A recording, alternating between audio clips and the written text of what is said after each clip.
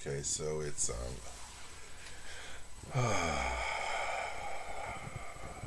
Saturday afternoon, and it's gotten a little quieter around here. A bunch of the kids went out to just do some stuff that they need to take care of. So I have a moment here, and I just had an interesting instant. So this is lesson number 283. My true identity abides in you.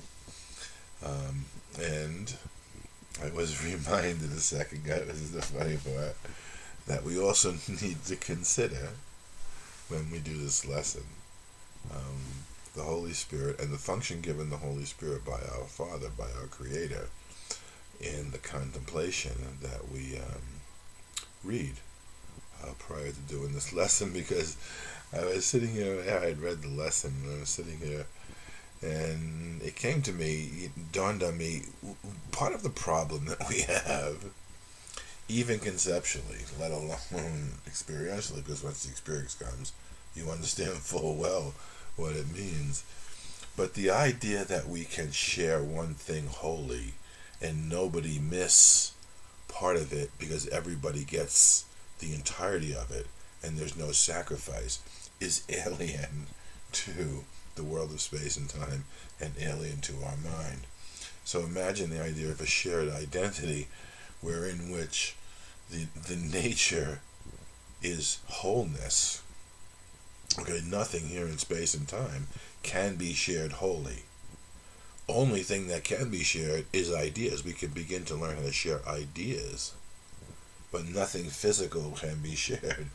So as I was thinking, this is part of the problem we have. Father, I made an image of myself, and is this I call the Son of God, which many of you laugh at from the standpoint of having had an experience of who you are, not, I would say, separate from the image, but in the recognition of the unreality of the image of who you are as being an illusion, and an illusion that's participating in an entirety of a world of space and time, all of which is an illusion. Along those lines, there's all this talk about aliens, and somebody asked me a question about aliens the other day, and it was a course student, and I just had to stop, and my only response could be, which part of this is an illusion would aliens be excluded from? This is an entirety of an illusion. Just tell me, I made an image of myself, and is this I call the Son of God? Yet is creation as it always was, for your creation is unchangeable. Let me not worship idols. I am He my Father loves. My holiness remains the light of heaven and the love of God. Is not what is beloved of you secure? Is not the light of heaven infinite? Is not your Son my true identity when you created everything that is? Now we are one in shared identity with our God, our Father, as our only source. And this is an interesting part. And everything created part of us. And so we offer blessing to all things, uniting lovingly with all the world, which our forgiveness has made one with us. And remember, every time you hear the word forgiveness, associate it with the grace of God, the grace and love of God, transmitted through the Holy Spirit's ability to take an idea, such as we were just talking about, the idea that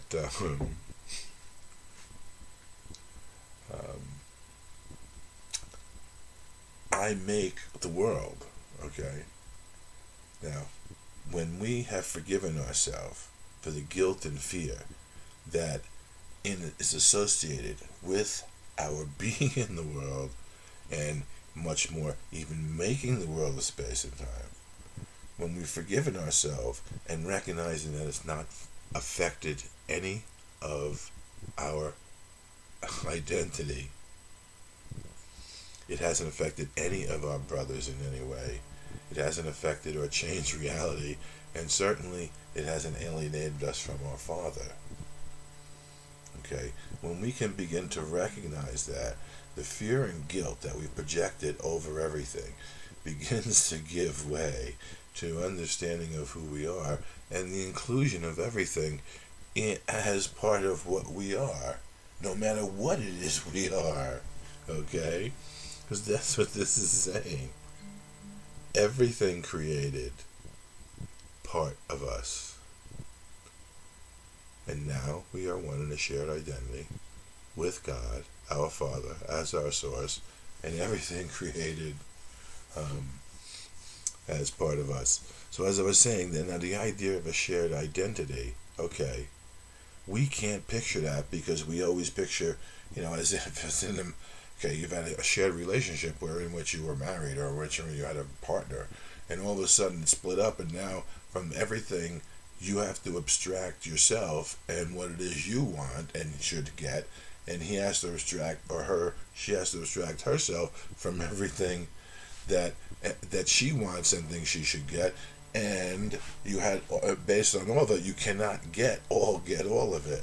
Now, that's what I was reminded. That is where the Holy Spirit steps in to show us that the sharing of an identity is not based on any of the rules of the world, and in fact, all the rules of the world that we utilize to attempt to understand what it means to share an identity will keep us, in fact, from sharing an identity, because there is nothing in the world that resembles it, quite frankly, because there's no such thing as that type of sharing in the world other than at the level of ideas. And we can share ideas wholly because we are a whole shared idea in the mind of God, as He is a whole shared idea in our mind and in all minds. And the Holy Spirit is the bridge that allows us to utilize an idea like, okay, how can there be shared wholeness when in the world of space and time or partiality, everything is limited, and in an attempt to share it, you make less of each part. Okay? The word that we've been using is I'll remember in a second. The word that we have been using is unequivocal. Okay, at that point, when you realize that you cannot understand how that's possible, if you don't equivocate and not use your ideas to solve the problem, recognizing that the solution is not within the solution to the problem is not within the mind that made the problem. That is the unequivocal call that goes out to the Holy Spirit that allows Him to join in your mind and show you what a shared whole identity is, because He shares His whole identity with you, and He shares His whole identity with God our Father, and then He mediates and places Himself right where God put Him in the shared whole space that makes us and keeps us one with our Father and with all of creation. My true identity abides in you. Abides. It's a great word. Abide in me, as I abide in you.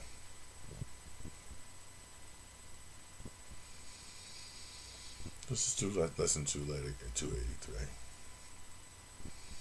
Remember, the Holy Spirit is the mediator, and it is an unequivocal call. Let me not worship idols. Okay, there's a section of course says you have no idea what an idol is. An idol is anything that you have made to keep you searching outside of yourself for something that is already within you. And you think you know what an idol is, but we have made idol of the world that which we have made and have forgotten. So today, we don't have to know what all the idols are that we worship or have made. We just have to know we no longer want them. And in the admission that it was the power of our mind that allowed us to think we wanted them and knew not that we made them, in the recognition that we made them becomes the understanding of how, in the turning over to the Holy Spirit and God, we can unmake them and free ourselves from the illusion we've locked ourselves in.